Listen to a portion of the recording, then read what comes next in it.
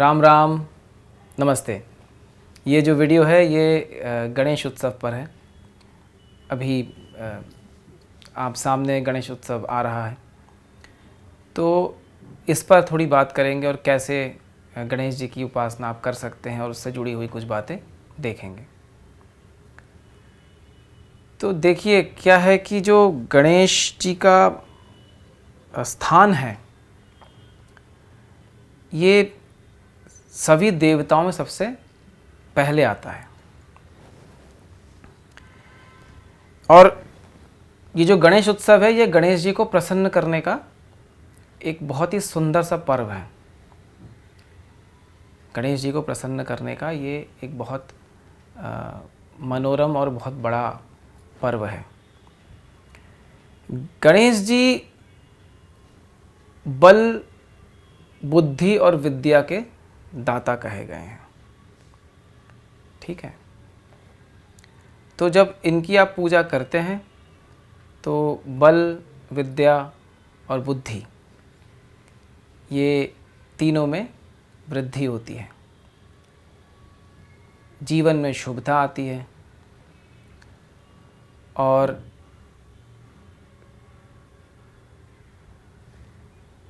देखिए, हम कोई भी पूजा करते हैं तो उसके पहले हम गणेश जी का ध्यान करते हैं या गणेश जी की पूजा करते हैं और उसके बाद ही हम कोई पूजा या साधना का प्रारंभ करते हैं।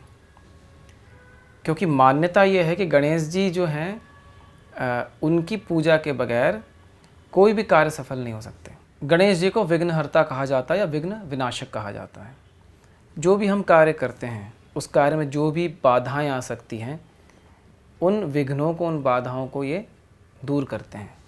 और जब इनकी पूजा के साथ कोई भी कार्य शुरू किया जाए, इनका नाम लेके कोई भी कार्य शुरू किया जाए तो उसके सफल होने की संभावना और अधिक हो जाती है। तो अब ये प्रश्न उठता है कि आप इनकी पूजा कैसे करें और किस किस माध्यम से इनकी पूजा हो सकती है। तो इनको गुड़ का और घी का भोग लगाइए। गुड़ और घी का आप इनको भोग लगाइए और फिर उस गुड़ और घी को किसी गाय को खिला दीजिए।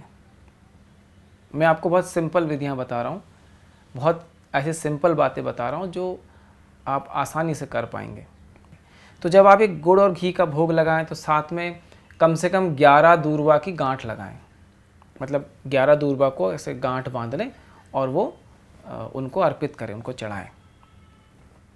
ठीक है, और फिर जैसे मैंने बताया कि वो गुड़ और घी को आप गाय को खिला दीजिए।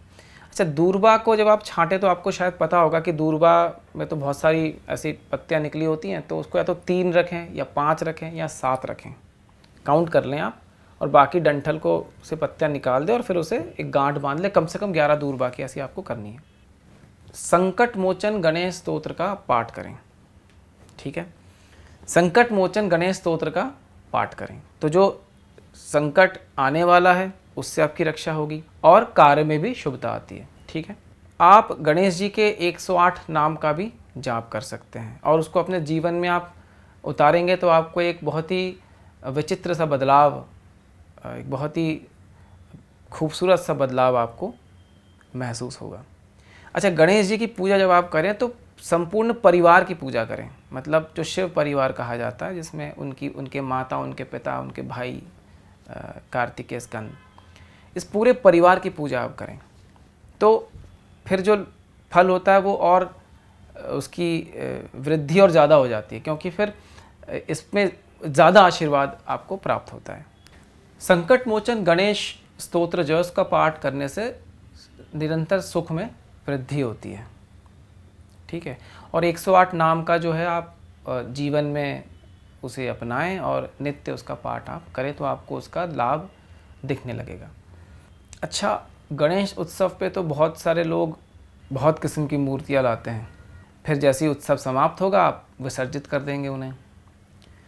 तो जब वो विसर्जित हो जाएंगे तब भी तो हमें उनकी कृपा चाहिए ना, हमें तो उनकी कृपा निरंतर चाहिए। तो उसके लिए आपको घर में जो चीज़ें आप कर सकते हैं वो मैं आपको बताऊंगा कि भाई गणेश उत्सव में तो ठीक है आपने किया उनकी पूजा, पर आप गणेश जी के आशीर्वाद को निरंतर अपने जीवन में रख सकें, उसके लिए आप घर में गणेश यंत्र रख सकते हैं। वो यंत्र सिद्ध होना चाहिए, मतलब वो किसी सिद्ध परंपरा से वो सिद्ध होकर वो यंत्र आपको मिले, फिर उसकी पूजा आप निरंतर करेंगे तो आपको फिर लाभ दिखने लगेगा। और जब आप विसर्जित कर देते हैं, फिर तो ये मूर्तियाँ जो आप लाते हैं तो फिर ठीक है, मिट्टी की होती हैं या जिस भी चीज़ से आप बनाते हैं उसे, आजकल तो बहुत अलग अलग किस्म की मूर्तियाँ आती हैं। तो विसर्जन होने के बाद आप घर में गणेश जी की मूर्ति कौन सी रखेंगे? आँख का पौधा आपने देखा है, मैं आपको स्क्रीन पे फ़ोटो दिखा रहा हूँ। इसको आंकड़ा कहते हैं या आँख कहते हैं। अलग अलग प्रदेशों में इसके नाम आपकी भाषा में अलग अलग हो सकते हैं, आप देख के पहचान जाएंगे। इस पौधे में, इस पेड़ में गणेश जी का वास होता है। तो अगर आप इस पेड़ की पूजा करते हैं तो भी आपको गणेश जी का आशीर्वाद प्राप्त होता है, क्योंकि इस पौधे में, इस पेड़ में गणेश जी का वास है। और इसकी लकड़ी से इसकी जो लकड़ी होती है उससे जो मूर्ति बनाई जाती है वो गणेश जी की सिद्ध मूर्तियों में आती है। अब उसको भी सिद्ध करना पड़ता है, आपके नाम और गोत्र से सिद्ध किया जाता है। पर इसके आँख के लकड़ी की या आंकड़ा जो आप कहते हैं, इसके लकड़ी की जब आप मूर्ति बनाएंगे तो उसका फल और भी ज़्यादा हो जाता है। अब इसकी पूजा आपको कैसे करनी है? ये जो मूर्ति है इसे आप हर मंगलवार को घी और सिंदूर का लेप लगाइए। घी और सिंदूर का लेप लगाइए। पान में सुपारी और इलायची रख के उनको चढ़ाइए, दूर्वा अर्पित करिए, है ना। और जैसे मैंने आपको बताया कि 108 नाम का जाप और संकट मोचन गणेश स्तोत्र, ये आप कर सकते हैं। वैसे ही जो पूजा आप करेंगे जिसमें आप घी का और सिंदूर का लेप लगा रहे हैं, ये ज़्यादा समय नहीं लगता, 2-4 मिनट में इसका काम तुरंत आप लगाएंगे तो आपका समय ज़्यादा नहीं जाएगा। तो ये आप नियमित करिए। इससे बहुत सारे ग्रहों की शांति होती है, जो ग्रह के दोष होते हैं वो शांत होते हैं, ठीक है। आँख के पेड़ की पूजा करने से ऐश्वर्य का लाभ होता है, धन दौलत मनोरथ सुख शांति में वृद्धि होती है और ग्रह दोष भी शांत होते हैं। तो इस पेड़ के लकड़ी से बने हुए गणेश जी को घर में रखना चाहिए। तो जो आग के पेड़ के जो गणेश जी मैंने आपको बताया, एक तो प्राकृतिक रूप से बनते हैं और एक उस लकड़ी से बनाया जाता है। तो अगर आपको प्राकृतिक रूप में गणेश जी बने हुए चाहिए तो आप संपर्क कर सकते हैं। जो मेरी जो गुरु परंपरा है, जो गुरुकुल है हमारा, उसमें निगरानी में ये पेड़ों को बड़ा किया जाता है। तो वहाँ पे आपके नाम और गोत्र से सिद्ध करके वो आपको भेजा जा सकता है। पर ये लिमिटेड होते हैं क्योंकि ये बहुत ज़्यादा संख्या में नहीं होते हैं। तो प्राकृतिक रूप से गणेश उत्पन्न जो होते हैं वो एक विषय है, और दूसरा उस पेड़ की लकड़ी से बने हुए गणेश जी, ठीक है।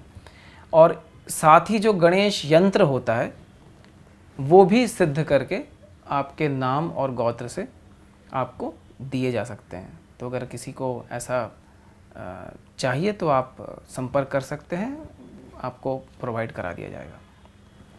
तो गणेश उत्सव की आपको ढेर सारी बधाइयाँ, और इस गणेश उत्सव पे गणेश जी का पूजन करिए, है ना, उनकी खूब सेवा करिए और अपने जीवन में गणेश जी को लाइए।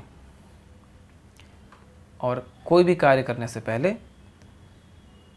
उनकी पूजा के साथ उस कार्य को प्रारंभ करिए। ये वीडियो इसीलिए था कि गणेश चतुर्थी सामने है और